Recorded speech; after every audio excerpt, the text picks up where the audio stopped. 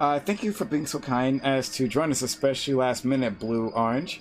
I don't really know anything about you, but like I do appreciate you being so kind. The last Okay. guy, like you should have seen it. It was less than a minute. He was on camera. He was gone. You identify as a MGTOW? No, not at all. I identify as a men's rights activist, but most certainly not MGTOW. Sorry, excuse me. All right. Um, My name is BlueOrange22. That's my YouTube tag as well. I am a moderator, admin of the men's rights server, and lately I've been wanting to be more publicly active. So, Nathan, why don't you share how you found me in the first place? A friend of mine saw a flyer of his on a college campus and um, sent it over Snapchat. And then I realized when I was looking through your YouTube channel that you debated Sam Cedar and Vlash. So I was like, hey, all right. let's have this guy on. Fair enough. All right, I'm gonna give myself off screen. You'll still be able to hear me though. So we'll start with introductions. Nathan, and then Blue Orange. Well, no, Blue Orange will have you go first. And then we'll go Nathan. We'll like 2 minutes introductions. Then we can have like a rebuttal. And after that, we'll just like jump into it. All right. So Blue Orange, give it a crack. Okay, so I guess I want to start off by explaining what the men's rights movement is not. And there's a lot of misconceptions that we're MGTOW, that we're incels, that we're misogynistic, which is strange considering as um, among our admin team are women and people who are married with children. So logic doesn't really fly on that one. We're also not a white supremacist group or right wing group. That's often another thing people mistake. Where we have people from all over the world, all different ethnicities, different religions. We have socialists, we have capitalists, we have transhumanists, we have pretty much all points in between. The one unifying aspect of the men's rights movement is pretty simple. We think that there are issues and disparities that affect men and boys that simply aren't being addressed enough. And I know feminism is going to come up, so I'll try and give a 30-second breakdown of my view on feminism. The men's rights movement as a whole is not against the idea of feminism. And in fact, some of our members do identify as both MRAs and feminists. And I did an excellent interview recently with an African university student from Kenya who identifies as both an MRA and a feminist. Excellent, fantastic interview with her. So we're not against the principle of women's rights, and we're not even against the idea of a feminist movement existing.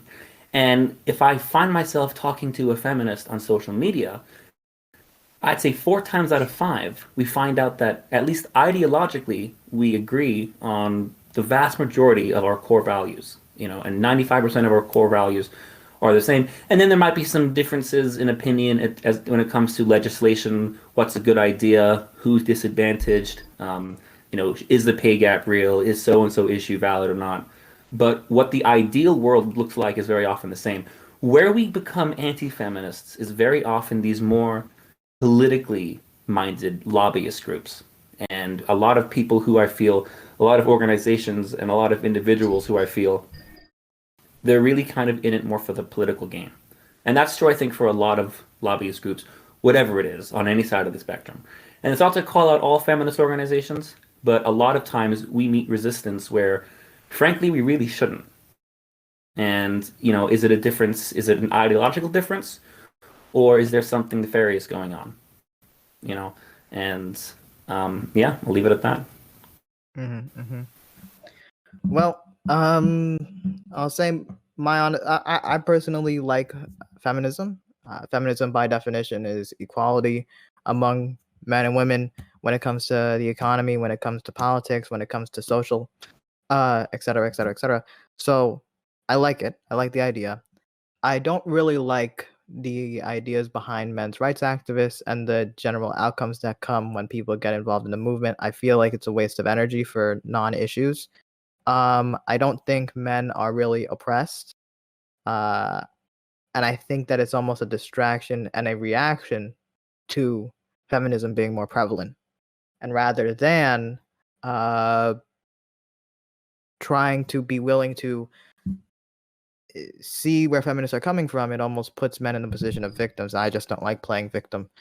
Um, but yeah, I mean, I just don't like MRA. So MRA ideas. But yeah.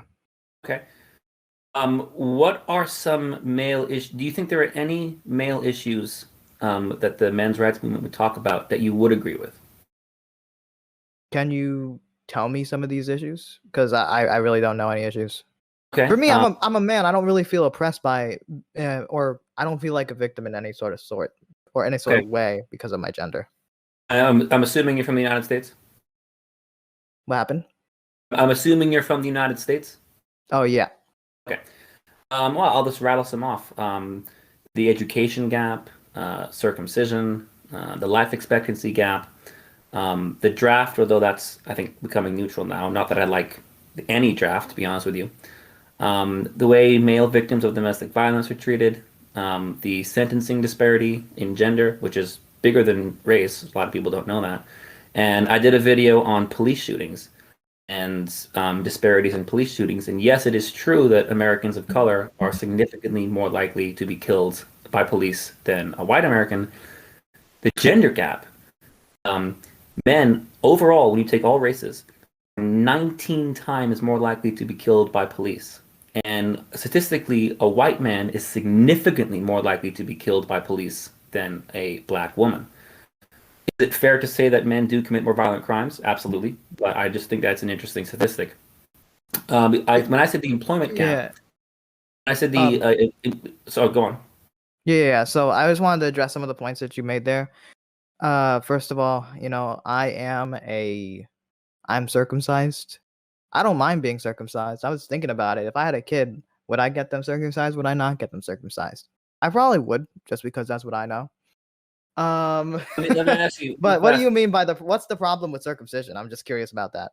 Okay, well, the most and this is going to get a little R-rated, but the most sensitive erogenous tissue is removed, especially the frenulum, the ridge bands, and thousands of what's called Meissner's tacticles or Meissner's corpuscles, which are fine touch receptors.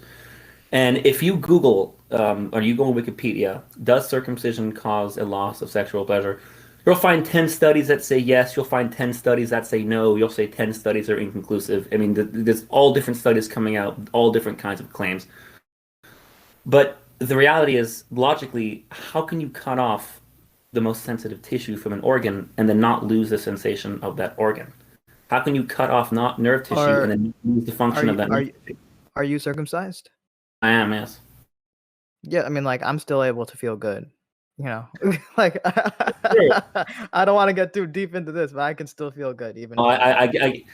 and this is always why this is a very awkward topic, which is one of the reasons why I think, and feminists by and large, I will give credit, do agree with MRAs on this issue. The majority of feminists that I talk to, whether they really care or not, at least they do give lip service to the idea that they do support activism. But I'm going to be honest with you. There are a surprising number of MRAs who agree with you, and I think that I'm not saying you personally. I think psychologically, a lot of men this happened to when they're a baby, and I understand this, are kind of in denial. Like you don't want to believe something really bad happened to you. I get it. I've gone through bouts of saying, well, it's not that bad. I don't think because who wants to admit that, right? I mean, it's not a pleasant experience. It's not a pleasant thing to think about.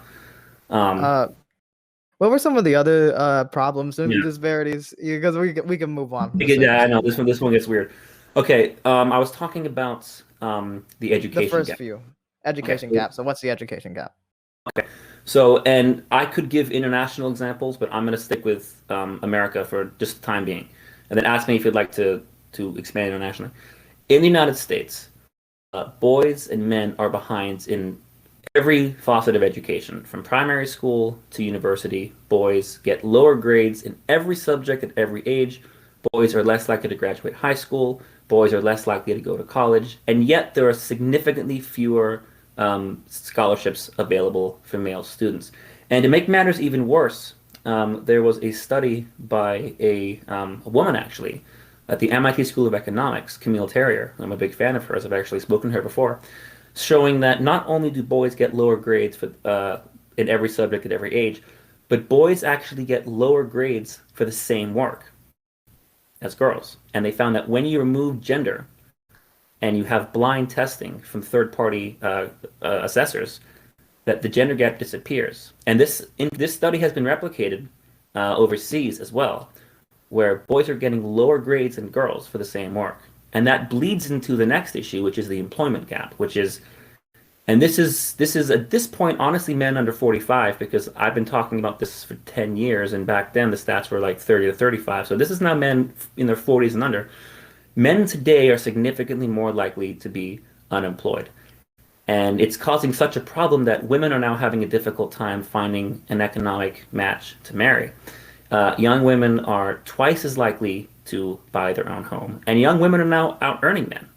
And the single biggest reason for this is that now women are the majority of college students, and a college degree is a very strong indicator. Not the only indicator. I'm not saying it's everything, but it is a strong indicator and a future predictor of income. And so now that men are less educated, men are performing worse at work and worse in employment. And yet the perception is Well, still on. I would say that, well, looking at these numbers I'm seeing here, percentage of U.S. population who have completed 4-year college or more from 1940 to 2020. I'm looking at just the raw data here. For many years, obviously men were majority compared to women. Nowadays, it's 36% of the population of the male population is college graduates, and 38% are female graduates. So there's really not much of a gap. Yes, there is a disparity, I suppose, but it The somewhat number makes sense because we held them back from a variety of careers, and only fairly recently, in the grand scheme of things, women are now able to do whatever career they want. So, I mean, I the think number that there will be gaps, but is there anything like specifically causing the gap or holding men back? I wouldn't say that. Men are still able to go into whatever field that they want to do. They're not being held back in that way. So, if men just perform worse, is that like an inherent something's happening against them?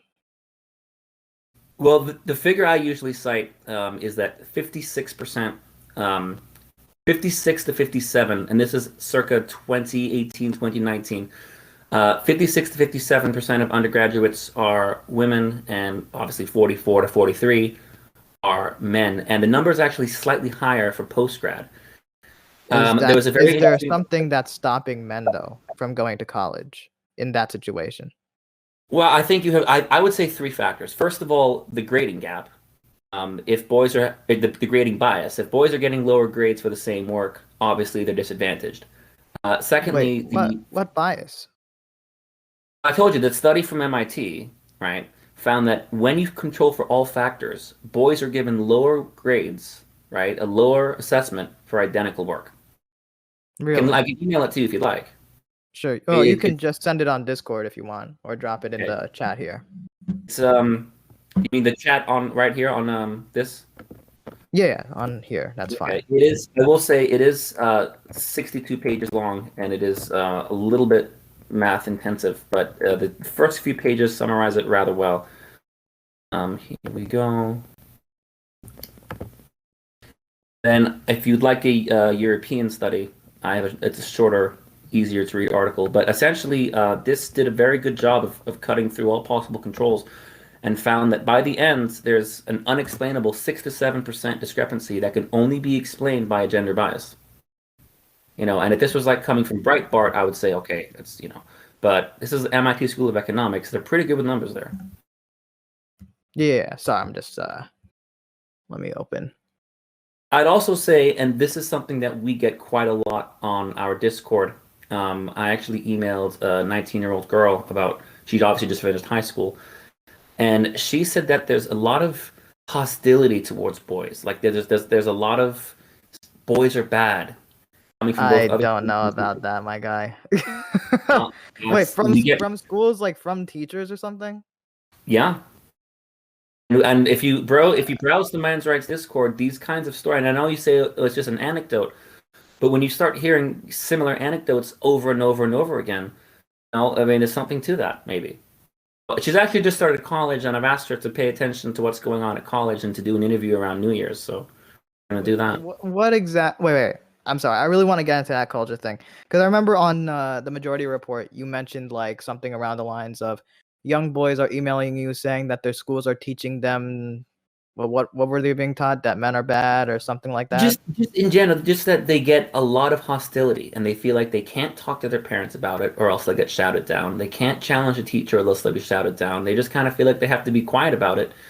And so where do they pop up? They pop up on Discord. They pop up on men's rights subreddits. And then they see the media writing articles saying, "Oh, your young men are being lured into the alt-right." No, your young boys are being chased into the alt-right. I would not say that, but you're not that old. We both go to the same college, so I'm assuming we went to fairly similar. I need to clarify something right now. Sorry. We are not alt-right. I know that. I just said that because we're not. So yeah, we were probably in around similar schools. We're both in a liberal area of Florida. I've had teachers, men, women, that I haven't liked or disagreed with, and I've disagreed with them about something in class, and I wouldn't say that I was like held back or targeted for being male. Do you have any experiences where you felt that in like K through 12 education or even in college education that your status as a male was holding you back or like preventing you from disagreeing with the teacher? I went to Catholic school, and I have to say I got very lucky in my high school. I actually think I had very good high school teachers, and for the most part, their stupid rules were enforced pretty fairly. So me personally, no, I'd say I got pretty lucky with my education in that extent. I remember there was this one Spanish, she was a nice lady. There was this one teacher at some point through kindergarten to eighth grade, I won't say when, where she would obviously punish the boys more severely than the girls, but that's, I really don't know. Like, I can't really verify that. I understand that might be true. But if we're gonna go off like the anecdotes of people that are talking on your on the Discord server or the Reddit, I can say that in an area where I assume that many of the teachers would probably be self-proclaimed feminists, even the ones I disagree with, I never really felt anything preventing me from talking about my disagreements. But as for like the education gap, so I want to talk more about like the broadly things rather than anecdotes. Okay. So do you feel, I'm just going to be honest with you.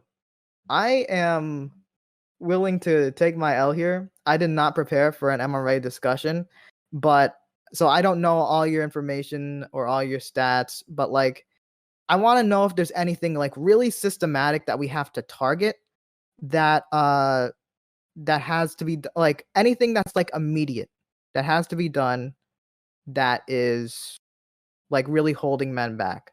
Like I understand that there's some gaps, but I think a lot of the gaps are pretty normal. I think that the disparity in education honestly isn't that big in the grand scheme of things, especially when you look at the current graduates. I understand that there's more women in college right now, but there's also more women in this country. We've held women back for many years. So, like, what needs to be done on a policy level that needs to be changed right now to help men? Okay, and also, I do want to talk about like some of the other points you made in your whole like list of things because some of that stuff was actually really interesting. Okay. But yeah, I want to talk about like what potential policies are first. Okay. Just to answer two quick things, you say that there are more women in this country, and that's true, but that gap really starts to widen after the age of 50. I mean, there's a very slight difference in the late teens and early 20s, but that's a fractional difference. And then when you say we've been holding women back for a long time, that's true, but a college student who's 19 years old today is 19 years old today. They weren't a college student in 1932. So that's why we see a rise in the numbers, is because they're not being held back like the students were in 1932. Right, but then shouldn't they have equalized rather than surpassed, man? I don't think you'll ever get in a situation where, let's say, we try our hardest to be egalitarian in every aspect, on race, on everything, on men and women, where we're ever going to have 50% or completely equal. Let's say like there's Asians, Hispanics, white people, black people, all the people. You're never going to get 25, 25, 25, 25, Sure. So I don't think that some gaps are necessarily something that's bad. If you want to go back, would you agree that during the late 60s and early 70s, one advantage, and there are no doubt disadvantages that a female student might face, but one major advantage a female student enjoyed was exemption from the Vietnam draft. Yeah, I think that a feminist would be against the draft being gendered. Oh, I And I agree. agree with that. Yeah, Yeah, I I give, agree I with give that. We're not feminists gonna credit have for that. a yeah. Yeah, no, I give feminists credit for that. I just think it's interesting. Hillary Clinton talks about her disadvantage as being a woman, but if she was I'm a generally man, against the draft in general. yeah, Yeah. were she to have been born male, she might not have reached her 21st birthday. So, but no, I do give feminists Yeah. credit. I do. Actually, I'm part of the National Coalition for Men, and we recently did a lawsuit to the Supreme Court, and the national the National Organization for Women actually joined us, the ACLU, kind of aligned with us on that one. So I agree with your position though that like draft should generally be equal if just not existing, but I would I say don't no, really see a situation where we're gonna see a moment where there's gonna be a draft. We I don't know. in this century we've had two front wars in two different areas across the ocean, and we didn't need a draft there. I don't think we're ever gonna be in a position where we need a draft again. So I don't know, man. that's one of my She problems scares me. with the what? She really scares me. We're not gonna go to war with China. I don't know. I think he's. We're too economically dependent. I think it may not be our decision. I think he's a true blue psychopath, and I think he might do something crazy. I hope not. But I genuinely don't know. I don't think he's. Let's try. I think he's a bad guy. Let's try to stay focused. Yeah. So, in general, like this is one of my big things with like the MRA thing, right? So you'll get like people talking about like the draft, and fine, sure, but it's one of those issues where it's not a big issue, so it feels like a distraction from much more major issues, and even issues that would affect both men and women, but probably men in a greater disparity. So, I mean, with the draft, sure, we're in agreement. Either no draft or equal draft. no So, draft is better. No draft is better, yes. Well, some of the other points you made. Can you go to that list that you made or that you said in originally? Okay, well, the next thing I was basically talking about was how the education gap bleeds into, and I'm gonna have to get up in a minute because my cat's a cat. That how the education gap bleeds into the employment gap, where young men, and when I say young, now that really means anything under 45, are falling behind. Young women are now making more than their young male counterparts. I shouldn't say counterparts, I should say peers, when entering the workforce. Men are less likely to buy a car. Men are less likely to be homeowners. Men are more likely to be homeless. Men are more likely to be in prison. And while it's true that some of those things are because of their own faults, violent crimes, drug use, alcoholism, not going to college, how much, since feminists prescribe to the theory of toxic masculinity, how much can toxic masculinity maybe be prescribed to those problems? And to what extent is the reason why men are more likely to fall into those cycles is because of society treats them a certain way. And I mean, I know this is, I know you'll disagree with this. I know feminists hate this. I do think there are some innate psychological and biological differences between men and women. And it doesn't mean black and white, women are like this, men are like this. It means if you took 1,000,000 men and 1,000,000 women in identical circumstances and you track them over 10 years, you might see some trends and patterns emerge. And there's no question about it that men, because of testosterone, are more likely to commit violent crimes. Even some MRAs hate it when I say that, but it's just obvious. And but men today in the United States, in the younger generations, we're struggling more than women. We're not getting as many jobs. We're not getting paid as much. We're more likely to be on the streets. We're more likely to be arrested. COVID kind of equalized it a little bit. So stats from 2019, 2020, 2021 are a little bit fuzzy. But if you go by, let's say, just the 2010s in general, starting in 2010. Yeah. And yeah. So I would say that, of course, there are inequalities in certain crimes or punishment or people doing the crime or whatever. That's true. But in the same way, like males are more likely to be murder victims or be involved in victims of drug-related deaths or gang-related homicides. Women are more likely to be victims of domestic abuse, and sex-related homicides. So there is some disparities in these different things. But I would say that when it comes to like the broader economic topic, when you talk about like men struggling, like men are less likely to own a home, men are less likely to, what were some of the other things besides home ownership? Less likely to own a car. Less likely to own a car. Young men are now earning less than women, especially in big cities. So I would say that the reason why I would assume the reason why many young men are earning less is because many women are just excelling in school. That's one of the big reasons. Right. There's the education gap, and I think the education gap is somewhat natural. I would say that like why would you when say we discuss these things? Why would when you we say discuss it's natural? these? Because there's more women attending college. Right, but why do you think that is? Because we removed a lot of barriers from them entering college. Right, but if the barriers are removed and now it's equal, then wouldn't it be equal instead of women going ahead of men? Like, wouldn't it just equalize? No, I don't think there would be like I don't think if we remove barriers from anything, there would be an equal for anything.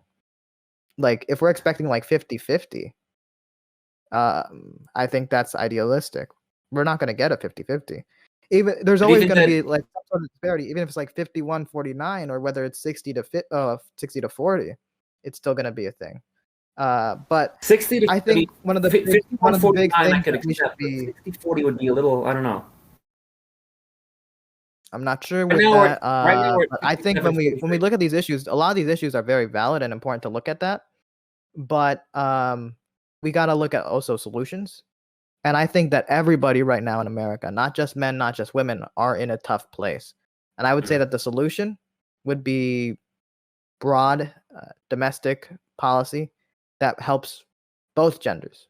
And I think that when people just kind of focus and divide Americans on men and women when looking at these issues, it's not really that useful. So when people are like talking like, oh, there's this men problem, this men problem, this men problem, this economic problem, many women are also facing economic problems. 50% of workers make under $35,000 a year when the economy was considered booming back in 2019. So those numbers, hearing them about men, don't surprise me. But I would say that we should, when looking at what we can do to make those numbers less or make people's lives better, we should focus on policies that are broad. And I agree. We should focus our energy on that. Okay, so let me ask you. This is something I've written about and did videos on. Joe Biden did a stimulus package called the Restaurant Relief Bill. And it was for restaurants that closed down because of COVID-19, had to shut down. And it was to give them money to get back on their feet and to reopen the restaurant and obviously get their business back. But the bill was written in such a way that, and I hate to bring race into it, but I can't be honest about what it was without bringing race into it. A white male business owner, a white male restaurant owner, was put at the back of the line. And this was done through the SBA, the Small Business Association. And by the time it was done, they essentially claimed that they ran out of grants right at the time they reached the point in line where the white men were. Excuse me. And that I say two things. First of all, that's obviously discrimination, because if you're shut down, you're shut down. So you might say a white male is advantaged, but being shut down is being shut down. There's no such thing as being advantagedly shut down. And the second thing I would say to that is think about the employees. Because even if the owner is a white man, how many of the servers and cooks and busboys and hostesses, whatever, were women or men of color? Do you have anywhere like I can read about that? Oh, it's like you said restaurant coronavirus relief. Yeah, I mean the actual bill is 1,700 pages long, so I did a video where I highlighted the pages, if that's easier. What I do when I go to bills like that, I do Control F. I do Control F women, Control F men, Control F whatever to find it. But I actually did read all 1,700 pages. God, it was fucking exhausting. Okay, well, I see this local article here. It says women, veteran, and minority restaurant owners lose COVID-19 relief money.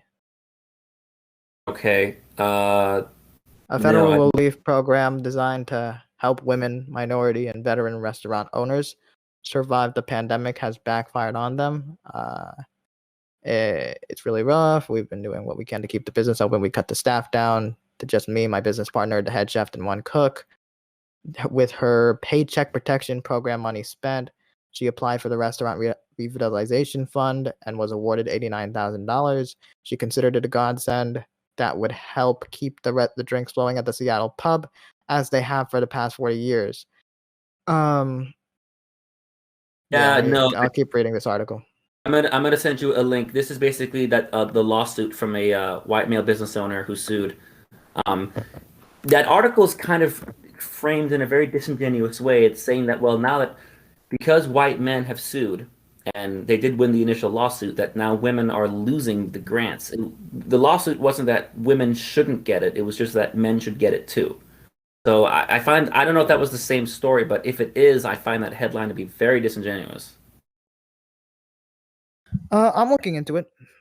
So I don't know if this program was specifically for these groups as mentioned, or like that were being mentioned. I'm not sure.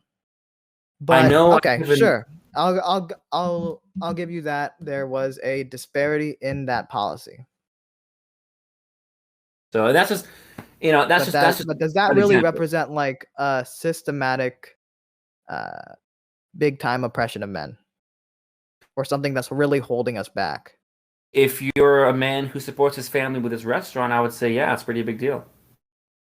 Yeah, sure, but like in general, I mean, is not for like you the and me. system really holding men back right now? I want to know, like, are men being prevented from succeeding? I mean, those men were.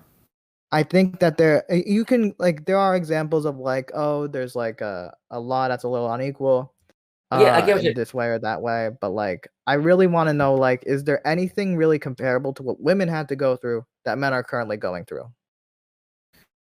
I mean, I would say that what men had to go through was comparable to what women had to go through. I mean, if you go back to medieval Europe, I mean, the life of the average man, you would almost certainly at some point be conscripted into a war, and war back then was absolutely no fun.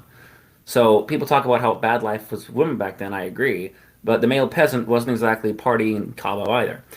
But I in know, terms but of like in today, modern times, modern times, okay. So yes, I like in more think, modern history, more recent history, like during this country's history, women weren't allowed to vote. They had to fight to vote. We gave them the right to vote, but even then, there were still these very big barriers that they still had to get through. I mean, did you see Hacksaw Ridge? No, not Hacksaw Ridge. What's it called? Free State of Jones movie. No, I'm sorry, there was a bit of lag there. Okay, What sorry. you say? Did you see the movie Free State of Jones, Matthew McConaughey? I have not seen the movie Free State of Jones. Okay, it was about a bunch of Confederate soldiers who rebelled against whatever. Point is, the opening scene has been lauded by historians as being very, very accurate, and it was a battle in the Civil War.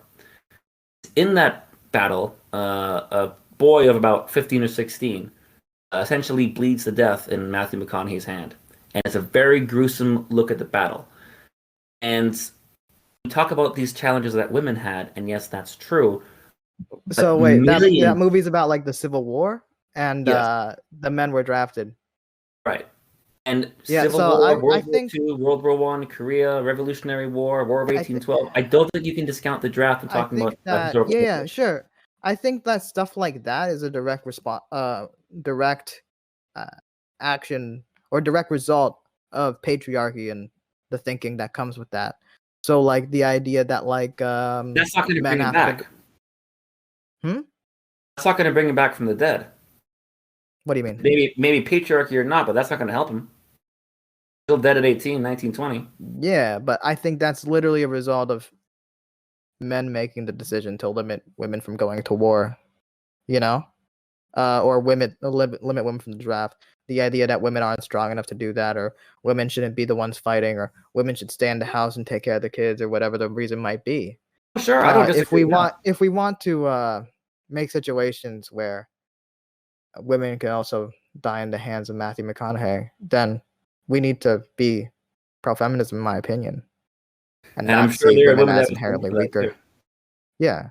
But to get back to your point, do I think there's systemic issues holding back men today? I would say the systemic misandry of today is the fact that that restaurant relief bill even conceived of in the first place. So yes, it's a one small slice, but the fact that people can accept discrimination against men, they can accept all these little pieces, it's the mindset that the idea of misandry is absurd. The idea that men are inherently privileged is the systemic disadvantage. We have a way of thinking and we have these preconceived notions about gender where we have a very difficult time accepting the fact that discrimination against men exists and that men and boys may be even disadvantaged in certain areas. And so to say, is there one systemic system, are congressmen and senators meeting in the back room talking about how can we disadvantage men? No, that doesn't exist. But it's more complicated than that. I think we have these social norms, like you said, patriarchy, and that very well may be part of it. But I think we have a society that doesn't look at men's issues as being serious because our brains kind of lag a couple generations. And we think, oh, men are still privileged because they're still thinking about the tropes and the conditions that their grandparents talked about. Women staying at home, men going to work. When 40, 50, 60 years later, that's history. But we still had that in our mind. So I don't consider something history when people living right now had to go through that, and I think that many sexist attitudes can still exist. I just really struggle and want to know, like, I do. I you got. mentioned You mentioned. gotta take 30 seconds. Sorry, I gotta take just 30 seconds. I'll be right back. Okay. We'll wait on that to happen. Yeah. And again, we thank. How you doing, Prime? Doing all right. We're trying our best out here. I'm tired. You already tired? Yeah. I was saying. Go ahead. I want to clarify because some people were wondering in chat. I really didn't plan to do this debate with them. The debate was canceled beforehand with the MRA, but and I did a lot of research on the libertarian stuff, so that's what's on mine. But I'm trying to see if I can get you someone to come on for sure, libertarian to do it. So afterwards, would you be up for that? Yeah. If you're saying you're tired. Yeah, 100%. I don't sleep. Okay, great.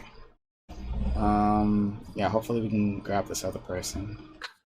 I'll be much more fit for that. Yeah. But yeah, so we're just waiting on Blue Orange to take care of his cat, but it sounds like he'll be here soon. Sorry about that. No problem. Thank you for being for being here anyway. So continue on. Yeah. Where did I leave off? Actually, yeah. I think right now. Sorry. Do just a quick go detour. Maybe I'll post an imgur to the chat of what my flyer was. Maybe we can post it to the Discord. Maybe. I'm just curious, though. What? Yeah. You don't want to? Okay. That's fine. You don't want to, that's fine. But I'm just curious. What was the conversation like? What was the feedback from some of the students? Did you hear anything? Are people talking about it? What was the reaction? Was there one, or because you were the only email? Well, honest, I'll be honest with you. I'm a big boy. I can take it. So, me and my friend just sent a picture.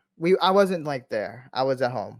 And are you attending FAU? Are you attending the college? Okay. I'm attending, but I'm online. Okay. But there were some students. I didn't hear anybody talk about it, but I saw some students write on it. I think somebody wrote, that sounds like some incel shit to me. So I'm just gonna be honest. The response doesn't seem the best. Okay. I don't mean to put you down or anything like that. No. Listen. Give it how it is. It is how it is. It's interesting. I kind of want to pivot on what you just said about how that seems like some incel shit. I did a video 4 hours ago on this subject. I really don't like how the word incel is sometimes used. And I, first of all, completely recognize there is a problem with more radical and extreme incels. No question about it. Don't deny it whatsoever. But I find that the word incel has kind of lost meaning because it's thrown out so easily now that it almost becomes someone I don't agree with or an idea I don't agree with. And incel means involuntary celibate. So it's a man who is unable, usually a man, but a person who is unable to find a partner or a dating life. My flyers talked about things like education. what in the world does boys' education have to do with dating life? Why would someone talking about the boys' education gap, whether you agree with it or not, imply that they're an incel or not? There's absolutely no connection between those two things. And I've seen in debates now that incel is thrown out so easily and so quickly that it's just if you talk about men's rights or you say anything critical about feminism, sometimes things that have nothing to do with gender at all, people just use incel as if it's just some generic insult. And that's something I really don't like. And I also don't like how it's just so generalizing about a person. When someone says, oh, you're a Trump supporter or you're a feminist, I bet I can imagine what you look like. That's Uh-huh. completely ridiculous because you'd be amazed at how many people are on the completely opposite end of the spectrum as you, but they'd be 98% similar personality, lifestyle, core values. So to say that you know someone because of a label is just absurd. And the last thing I don't like about the way incel is used as an insult is kind of so what? I mean, it's really kind of, and if it's like the toxic kind, then I get it. But if it's just a man who can't find a girlfriend, why should that be used as a source of Uh, shame? If you think so about it, it's almost I think when it's almost like people reverse slut shaming. yeah, Think I about think when people use the term incel, they're not really using it to say like a person that struggles to get women. You know, they're using it to describe someone who would self-describe as a self-described incel. it. Okay. And those people, I wouldn't say have the best reputation. Oh, I agree. I agree. And And I am not, by recently, the way. so But I always and say, yeah, I always I think even if like even though like maybe like you're not like an incel, I think that a lot of people within the men's rights movement and like the men's rights movement in general are pretty intertwined with the incel groups as well. So it really doesn't have the best reputation. Oh, are you there? He is not. Oh no, and he is Oh, there. Your eyes are blinking. Blue Orange, can you hear oh, us? he's in the rating room. Oh, I see. Okay, let's pull him back in. But we fixed. Gotcha. Yeah, we're Yeah, fixed. yeah, Sorry yeah. for So that. That was I my. was just saying before you got like disconnected. Um, a lot of times the men's rights activists and self-described MRAs are pretty intertwined with incels. So I mean that's generally the reputation that people have. And also I think Again, in general, like I think people really share like my position on like the whole like men's rights movement in general. I think that there's a lot of issues with the world. There's poverty and when we focus on like like in the same like in 1 hour like we'll be talking about like abortion and Roe v. Wade essentially getting banned in Texas or something. not gonna last. Um and then we're gonna be talking about like some like toxic masculinity being like a problem, like in the sense that like men's rights activists don't like being called toxic like masculine or something like that. I would like to talk about that term because I feel like I've heard you use that term in your discussion with like Sam Cedar and Vosh, and I think we have different understandings of the word. So Okay. could you like describe your problem with the idea of toxic masculinity? Okay. Just really fast, I do want to go back what you said about incels and MRAs are intertwined. In our Discord, which you're all invited to anytime, we do allow disagreements. Again, I mean, the vast majority of us are not incels, and we have members who are married with children, who are dating. Oh, so yeah, just put that out there. My problem with I don't like how feminists feel that they get to be the ones who define what toxic masculinity is and then lecture a man about it. Because a feminist would rightly so say that it's not a man's place to explain the female experience to a woman, and that's totally valid. So I don't like how the modern day feminist movement has kind of hijacked the term and they kind of use it as a tool to say, oh no, we're the ones who are really fighting for men's rights. Don't listen to MRAs because they don't understand toxic masculinity. Meanwhile, you get some feminist organizations, not all, supporting things like the Duluth model, which is a domestic violence model which teaches that domestic violence is inherently gendered, or supporting things like a homeless housing policy. This is going to the UK, where female homeless citizens are automatically given preference over men. You can't tell me that it's toxic masculinity that men aren't allowed to express themselves, but then whenever I do express myself, you call me an incel. Not you personally, but that's, Yeah. so feminists say that part of toxic masculinity is men not being allowed to express themselves. Me being an MRA is me expressing myself, and then I'm shot down for it. If you really believe that men should be able to express themselves, then you shouldn't have a problem with the men's rights movement existing in the first place. So I don't necessarily disagree with the concept, even though I think it's a very kind of loosey-goosey abstract term, but I definitely don't like how it's wielded, sometimes in a very detrimental way. So I think generally when people are discussing toxic masculinity, they're like talking about things that negatively affect men. So like if someone's like telling you, if you're like feeling down and you're crying about something and someone's telling you to be a man, or you know, someone's you mentioned earlier that you don't like how the term incel is used because the term by definition is involuntary celibate, so it almost feels like slut shaming. That was your words. Yes. So that's emasculation. That's also a result of toxic masculinity. So there's a ton of ways that toxic masculinity hurts men, and I think a lot of feminists and the people that even bring it up are more than willing to, or they're working towards trying to make it less present. And when I see people push back against the idea of discussing toxic masculinity as it is, that just seems like counterproductive. And it seems like most cases it's just a reaction, you know. Um, Someone will say like, "Oh, toxic masculinity is a problem," and then people will interpret that as someone saying, "Oh, so I'm toxic because I'm a man," or something like that. But yeah, the point being, like, if we want to deal with the issues, so emasculation, violence against men, we should all be feminist and work towards getting rid of toxic masculinity. Well, if I go back to the UK, in 2020 there was a debate about the domestic abuse bill, and I'm sorry for this is kind of unfair because I know you're not familiar with the UK, but it's similar to a trend that happens in the US.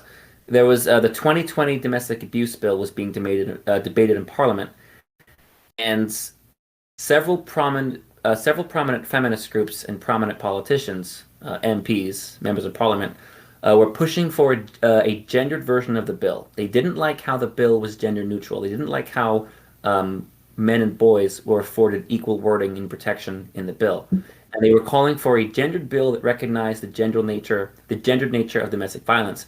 And they said this isn't about excluding men and boys. This is just about recognizing the reality. But it's like, wait a minute, you say it's not about excluding men and boys, but that's exactly what it does.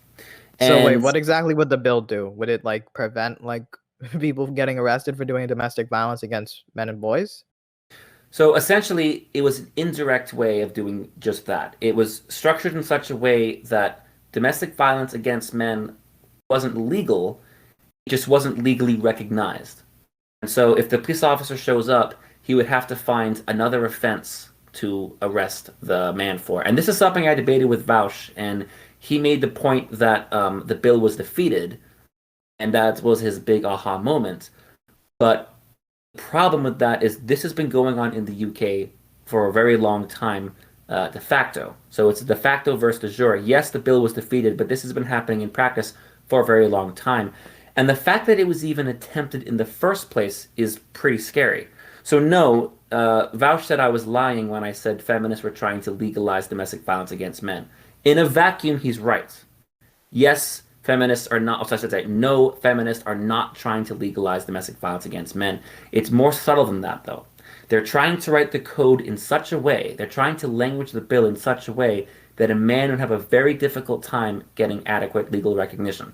So if a police officer shows up to the house and the man claims that he was beaten by his wife, that his wife was abusing him, whatever, emotionally, physically, whatever, he wouldn't be able to arrest her for domestic violence. Now, he would be able to arrest her, let's say, if a knife was sticking out of his arm. You know, he'd be able to arrest her for assault, but he wouldn't be able to use domestic violence as the basis for arrest. If had that bill been passed, which thank God it wasn't, a MRA politician, the only openly MRA politician in the world, his name is Philip Davies, was instrumental in fighting against it. But what was notable to me was that the 7 feminist organizations, and if you ask me to name them, I simply don't remember them all. I know Yeah. It was one, Refuge is Yeah. one. So the When they hang the on, point I want to bring up when they were looking the to point I when they want were to bring looking to up crash though. the bill. Wait, I want to talk specifically about domestic abuse. Hold on, let me finish the story, Oh, and then you'll get right okay, in, yeah, sure, Nathan. sure. So when these 7 organizations came together to lobby and advise Parliament on the language of the bill, they didn't include a single study or statistic that included male victims. So the only statistics and resources they provided to Parliament when advising them on how to write this bill was completely women only. And you can debate whether male victims are roughly equal or minority, but you wouldn't say like, well, gay people are a minority of the country, so therefore they don't get these tax cuts, right? So you wouldn't say that So because men, even though they're a minority of victims, let's just leave them out. Studies show that they maybe yeah, not be such a minority. yeah. So I'm gonna be real with you. I cannot speak to the British. I don't like the British. I'm just kidding. Um, but when it comes to just like the issues, like crimes committed against men and women, you brought up like males are likely to be murder victims, for example. I have the numbers in front of me. 76% of murder victims are males. But when it comes to there are multiple crimes where women are specifically affected, and one of those crimes is domestic abuse, 63.7%, and sex related homicides are 81.7% for women. So I mean, I can't speak to the British. um I don't want domestic abuse to not be addressed for men, so I guess we'll be in agreement that that bill should have been defeated. And I'm in agreement with you. I mean, absolutely that rape and sexual assault affects women more. It does affect men too, but I would agree. Of course, that's something women have to worry about for sure. But when we talk about like the disparities in law, so for example, the United States, which is the global hegemon, the richest country in the Uh, world, and a huge. Are you good? yeah, I gotta plug something in for a second. No problem.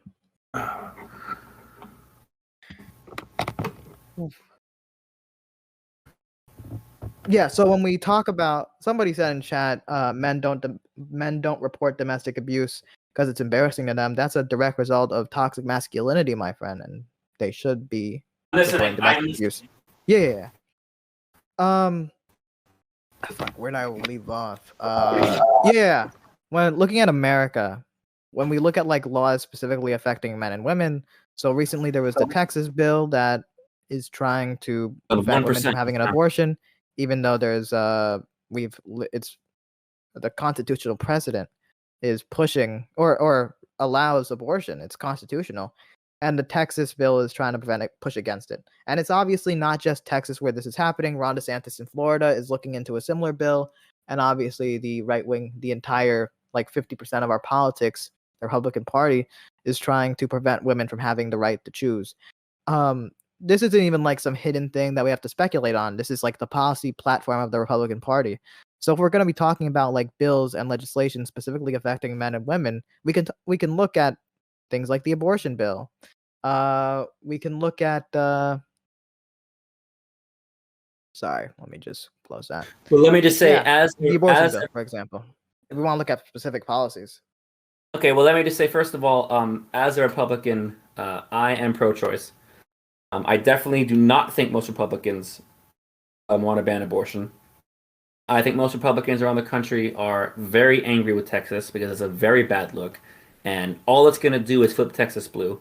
There's no way this law lasts. People are criticizing the Supreme Court for not seeing the case, but the thing is, the Supreme Court typically their precedence is they wait for the state to appeal first, the lawsuit to the state court, then they take it. So I think there's no chance this bill lasts. I don't think Americans want abortion to be outlawed. Yeah, the religious right does exist, but that's a shrinking minority. Every day you wake up, that minority is a little bit smaller than the day before, and that trend's not going to change, in my opinion. So I don't think the abortion bill law, I should say, it's not passed, so it's not a bill. I don't think that law holds up very long, and I don't think abortion is ever banned in the U.S. Short of a World War IV, alien invasion, catastrophic events, I don't see the U.S. government ever banning abortion. So, I mean, think about it. 2016 to 2018. I really don't think it would really take that much. I mean, we have a conservative majority in the Supreme Court.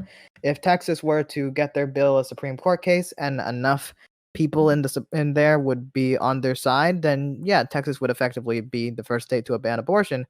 and then many other state legislators with Republican minorities would be able to follow suit. I mean, Think like I about it. mentioned earlier, we already have Ron DeSantis trying to push a similar bill here in Florida. Think about it, though. You had in 2017, 2018, Republicans controlled the White House, the Senate, and the House, and the Supreme Court. Nothing Yes. happened.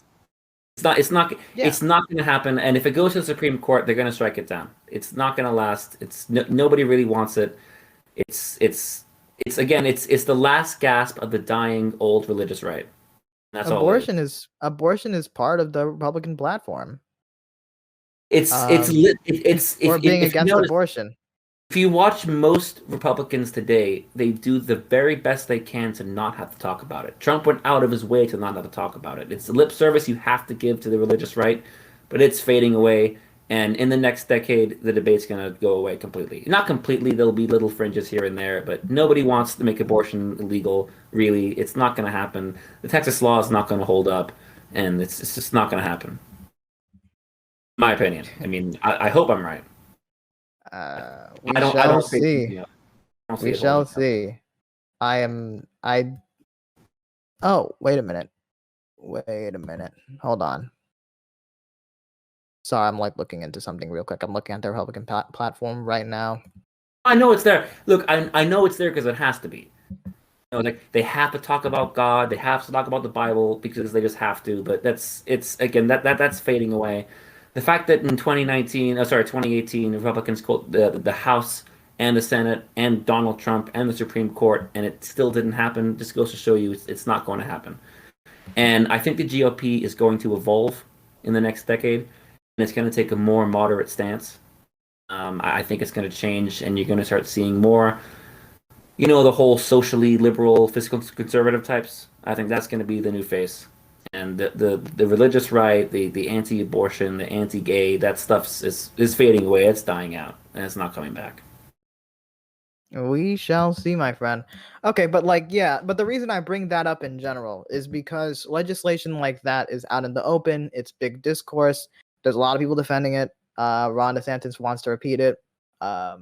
Meanwhile, I really don't know any bill in America, like major piece of legislation that's like specifically trying to take rights away from men or hold men back, or where women are the dominant force or controlling any legislature anywhere in this country.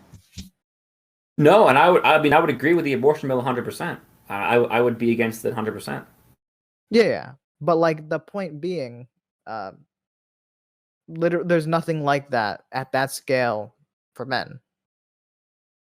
Well, again, I'm not against the principle of feminism, and I don't deny that women's issues exist, and I don't deny that misogyny exists, and I don't deny that a feminism movement, that feminists are necessary, and that women's rights are, absolutely under attack.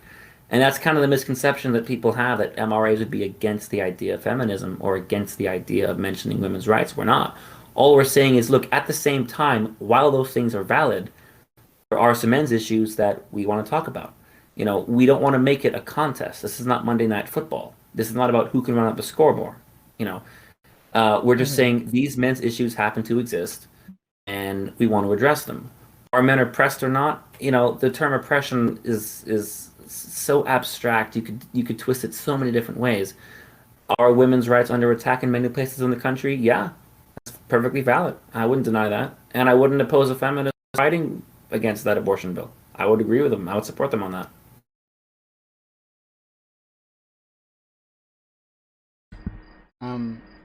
Just so you know, I know you didn't have much time, Blue Orange, but we do have someone else waiting in the wings take over. So I know this was highly impromptu. I was getting a little tired myself, so that's fine. All right. This was great. I mean, like this. Yeah, and maybe we can do this at some point where it's where you both have time to prepare. I know Nathan was just kind of doing this on the fly. But yeah. I like the casual fireside chats, though. They're fun. Okay. Yeah. That's great. But okay, so I want to give you an outro, Blue Orange. Give yourself an outro. Tell people where they can find you. If you have a link, give it to me. I'll put it in my Twitch chat, so people can find you wherever you want, either your Discord or multiple links, even if you want. That's fine. Well, first of all, anyone watching this is invited to the Discord. We are the semi-official Discord of the men's rights subreddit. We have a weekly Friday chat, which we stream to YouTube, which covers all kinds of topics. The early ones were a little painful, but we're kind of getting our stride now, and we're kind of getting something going, and it's pretty cool. I'm just BlueOrange22 on YouTube. If you Google it or YouTube, it'll pop right up. And yeah, this was fun. I like this. This was great. This was better than Sam Sater, I gotta say. And also, let me just say to Sam and to Emma, Nomi, but Sam and Emma, you guys are welcome on my channel anytime. And if you want to have me back, that's fine. Sam did say he wanted to come on my show. Well, not really a show. I mean, 100 people's not really enough to be a show, but Sam and or Emma, you guys are welcome on my channel anytime. You have my email. Okay. Okay. All right. Well, I am too small for them to notice, but anyway, I do appreciate your kindness, and yeah, next time we do this, it'll be right. Okay. Yeah. But Yeah. you have a good one, Blue Orange. Awesome. Go Canes. Bye bye.